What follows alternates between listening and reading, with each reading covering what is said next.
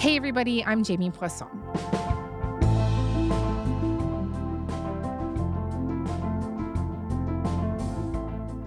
So earlier this month, Prime Minister Mark Carney was giving this interview on stage at the Canadian Club, which bills itself as this forum for thought leaders in the country. And Carney is asked if a pipeline is in the works with Alberta, and he says this. Don't worry, we're on the pipeline stuff. Danielle's on line one. Don't worry, it's going to happen. But, well, something's going to happen. Let's put it that way. Well, that something is now happening.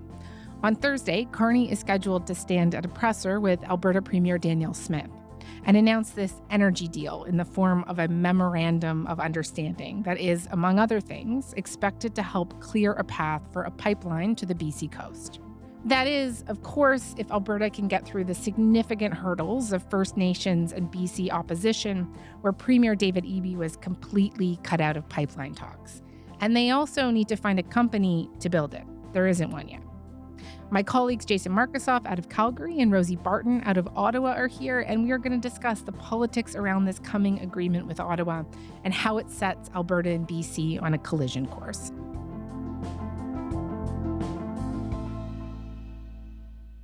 Hi, Rosie. Hi, Jason. Hey, Jamie. Hello. It's really great to have you guys. So let's start with this energy deal that is going to be announced officially on Thursday, or a road to an energy deal. Rosie, what do we know through various sources about what it is going to say?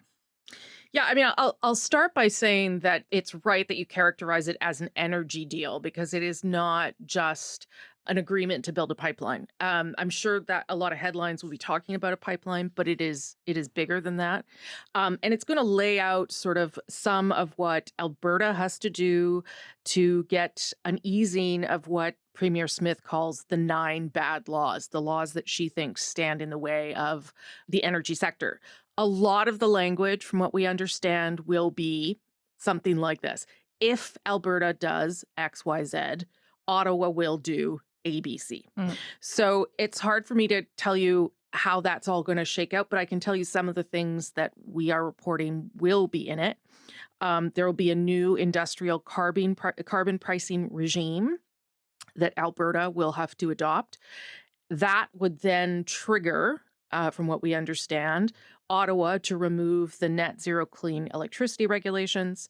There will be a multi-billion-dollar investment in carbon capture and storage, that the project, the Pathways Alliance, that I'm sure Jason knows much more about. There will be, and this was signaled in the budget as well, a removal of the cap on oil and gas emissions. There could be a limited exemption to the existing ban on oil tanker traffic off British Columbia's northwest coast. And there will be some sort of language around the need for Indigenous equity or ownership and some sort of engagement or support from British Columbia in order to get to a pipeline to British Columbia. And what do we know about what it says specifically about the pipeline itself, like a route, for example? Yeah, I mean, it is largely, I'm not going to say exactly the same route as a Northern Gateway. It is on the northwest coast of British Columbia, a place where there has long been an understanding that British Columbia doesn't want a pipeline. So I don't know that you'll get sort of a clear picture of where the pipeline's going to go. I think instead you'll get a commitment that if all these things fall into place, if Alberta can do all these things to improve the fight against climate change and get First Nations on side largely and deal with British Columbia's opposition, the federal government would then, for instance, remove or exempt the tanker ban on that coastline so that a pipeline could be built. Okay. And I know we're going to get into what a heavy lift that's going to be. But just first, this agreement or this memorandum of understanding, as they're calling it, is there any kind of like precedent for a deal like this between a province and the federal government? I mean, in some ways, the Major Projects Office that we've been talking so much about is a little bit like this, right? It's an agreement with a province about a project that already has a backer, usually a company, to facilitate and speed up a project. So in that way, there are sort of smaller versions of this popping up all across the country. And in fact, Alberta, of course, doesn't have one of those projects yet. So this is in part to address this. But listen, Ottawa regularly comes to kind of deals with provinces on things. I would say that the best comparison would probably be many things that have been done between Ottawa and Quebec, whether it be on immigration, for instance, whether it be on language protections, whether it be on funding for dealing with refugees. So there are some similarities, but I think this is, and again, we'll see what the language is, but I think it's pretty unusual for other provinces to have it, and I'll be happy to hear more from Jason on this, but it is also a remarkable turn of events for Alberta and Ottawa to have reached any kind of understanding about the future of the energy sector, and is a complete and total change from what we saw under the previous Prime Minister.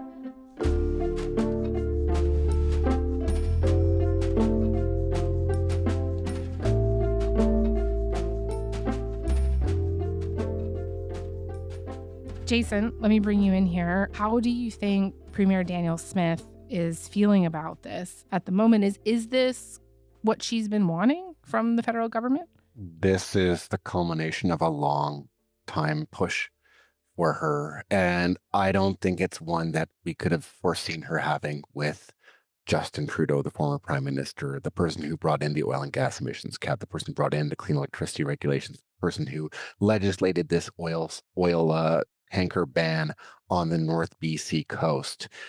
These were all policies that he'd put in place to strike, as he saw, the balance between energy and the environment. I mean, the ironic thing is that when you're asking Rosie about what precedent is there, I actually think back to the last pipeline that Alberta got, which in fact was in a different era, Trudeau and then Premier Rachel Notley in the middle of last decade, where he rejected the Northern Gateway, this Northern Coast BC pipeline. He rejected the Energy East pipeline, but he did approve the Trans Mountain pipeline down to the Lower Mainland. The Prime Minister interrupted an international diplomatic trip to deal with a domestic political feud, throwing the might and the money of the federal government behind Alberta to get a pipeline built to the BC coast. The Trans Mountain pipeline expansion is a vital strategic interest to Canada. It will be built. I am quite confident that the nature of the conversation that we are having at this point will get the job done. And in exchange for that, he also got from the Alberta government an agreement to keep the industrial carbon tax going up at a certain steady level. So that seemed like a different era. It seems like through the outlines of this deal, what the Mark Carney government is basically saying is, if you make this pipeline far less problematic, if you remove or ease the resistance from environmentalists because of emissions, if you remove the resistance from BC and the coastal First Nations, then you can get a pipeline. Danielle Smith might announce this on Thursday as we're getting a pipeline, but Carney and other Liberals may perceive this more as, here is the roadmap to a pipeline.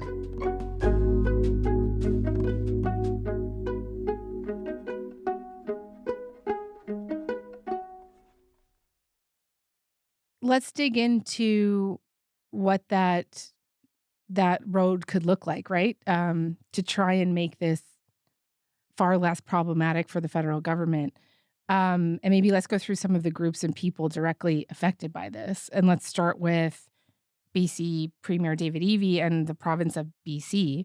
Eby was apparently taken very off guard last week when news leaked that Ottawa and Alberta were close to this deal. And Rosie, what have we heard from Eby on this?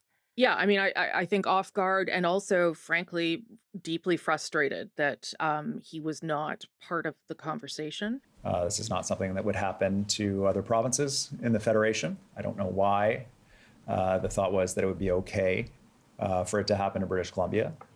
But regardless, I was very clear that my expectation is that going forward, that British Columbia be at the table, and that we're able to. He will be going forward. That is, in fact, that will be sort of outlined in the agreement.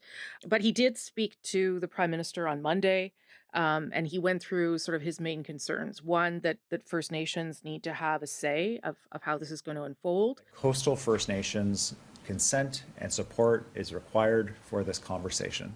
He talked about, of course, the tanker ban and the dangers of transporting oil on that north coast, which is something that is really important to very many British Columbians. A heavy oil spill will decimate a $1.7 billion industry of fisheries and tourism and a way of life for people in the Northwest that have been living that way of life for millennia. And he talked about how that, and this I think is a really important and interesting point, how that tanker ban has also built a consensus for development of other projects.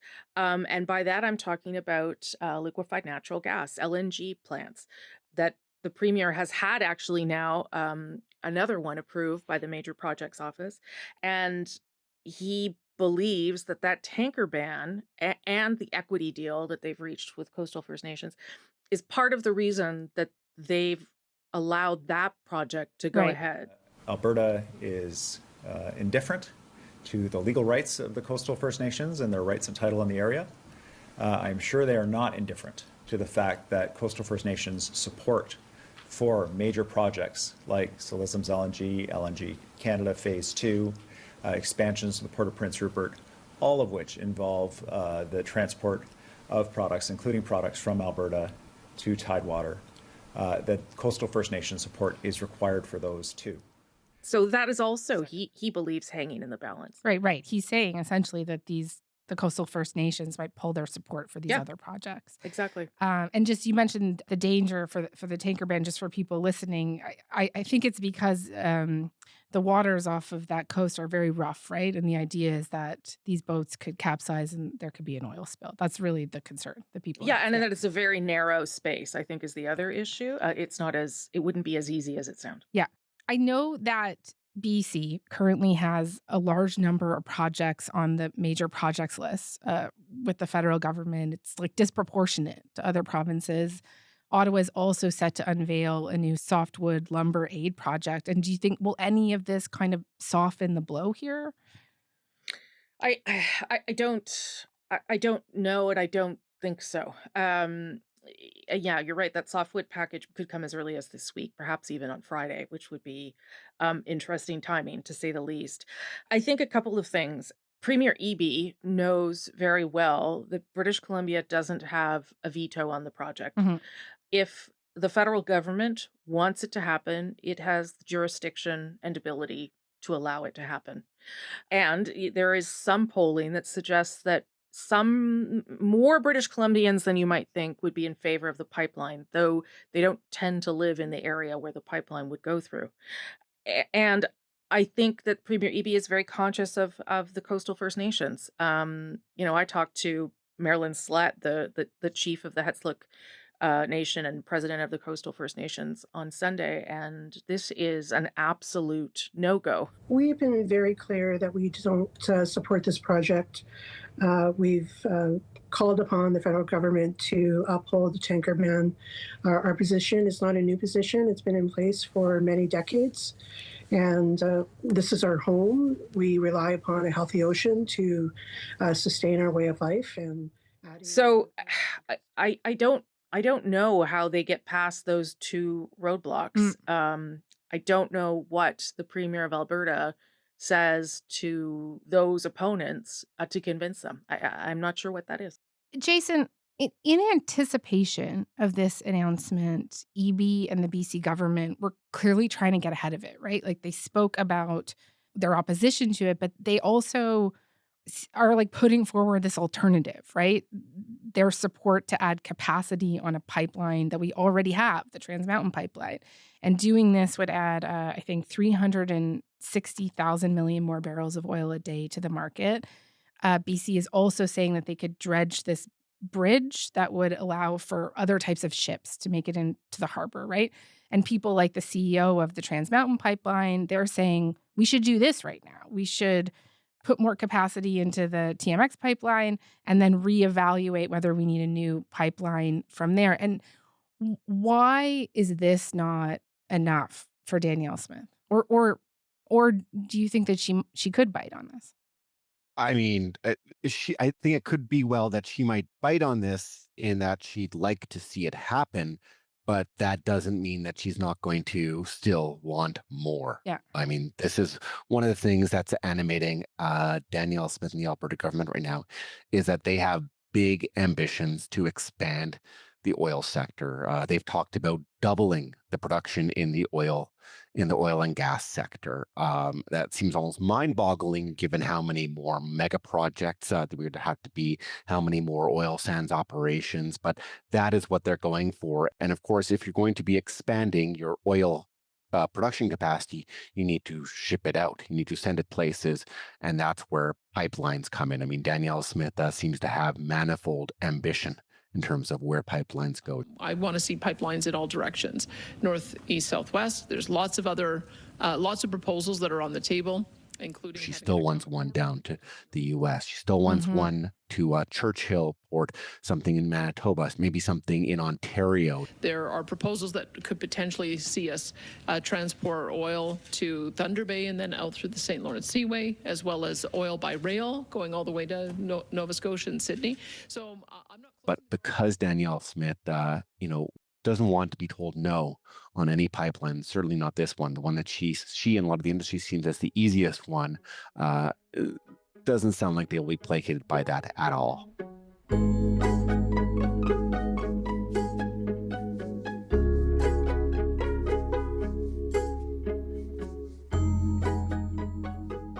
Rosie, before you were talking about how this would essentially be up to the premier to make this happen, this, very difficult task. And, I think in many ways the federal government is kind of getting out of the way or clearing their path here. But I imagine that this will also create quite a bit of blowback for Carney himself, right?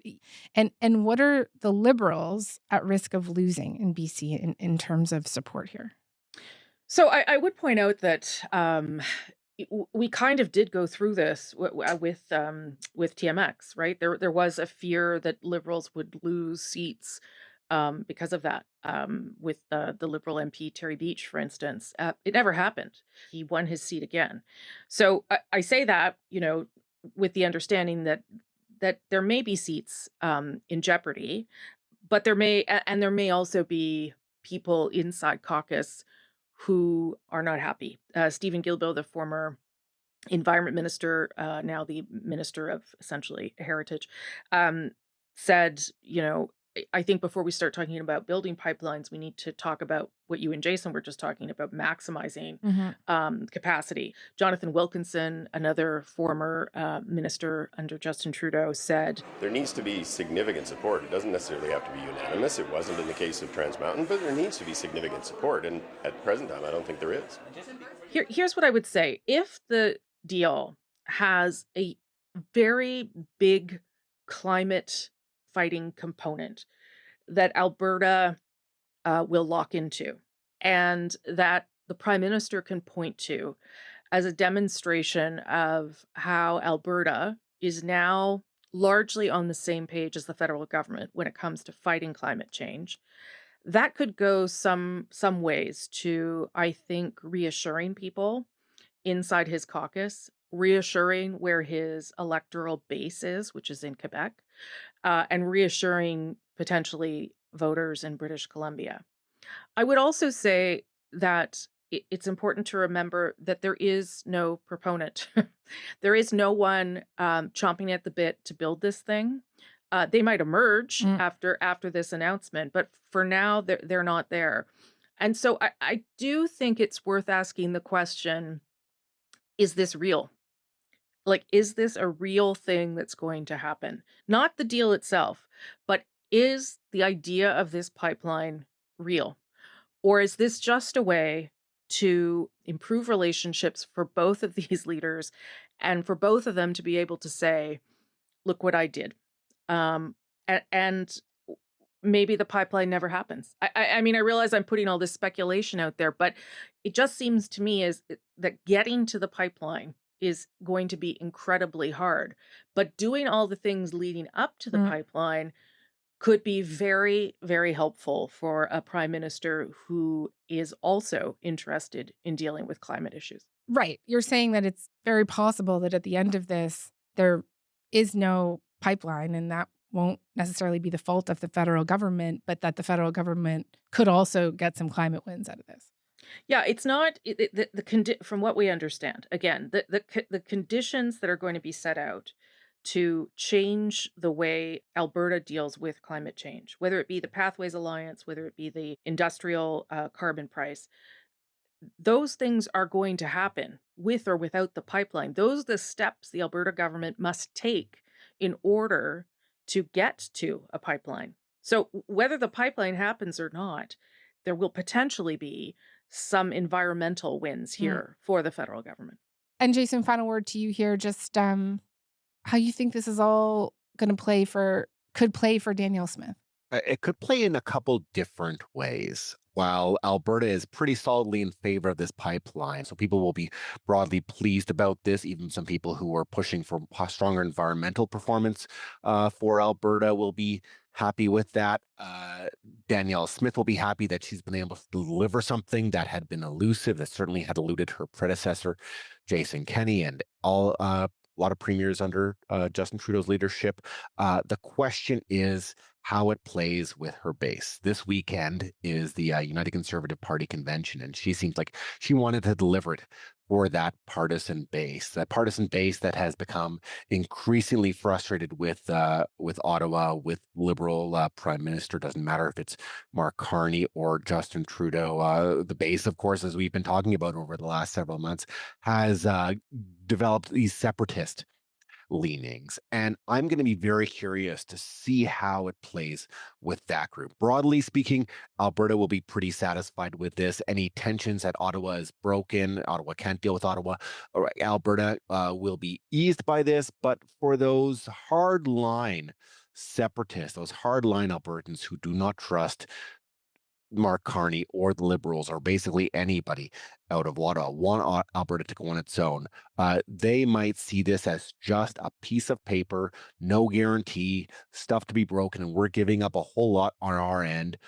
Danielle Smith has spent so many months talking about referenda to get out of the Canada Pension Plan or the RCMP. I'm not sure if she's going to be able to put all that toothpaste back in the tube and sell them on a memorandum of understanding, which some of the people who are on the separatist side are already saying is just a memo.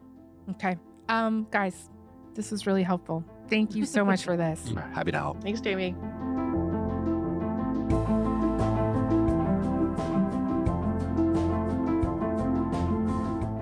All right, that's all for today. I'm Jamie Poisson. Thanks so much for listening. Talk to you tomorrow.